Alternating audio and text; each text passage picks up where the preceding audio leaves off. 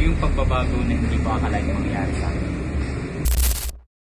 Hi! Ako nga pala si Archie. Dati akong simpleng batang may pangarap, pero to be honest, hindi ko alam kung paano ko makukuha. Student ako noon, minsan nag-extra pag may pagkakataon. Working student kumbaga.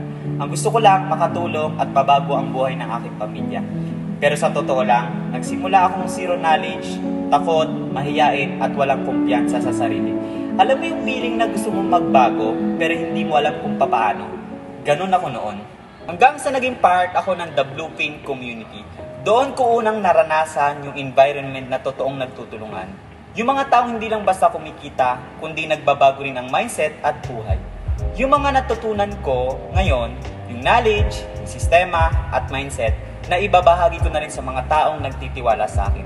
At iba yung fulfillment na makita silang nagbabago rin, kagaya ng nangyari sa akin.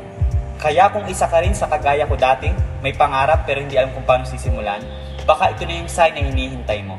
Message mo lang ako, let's talk about how the Blueprint Community can help you. Malay mo, ito na rin yung simula ng bago mong kwento.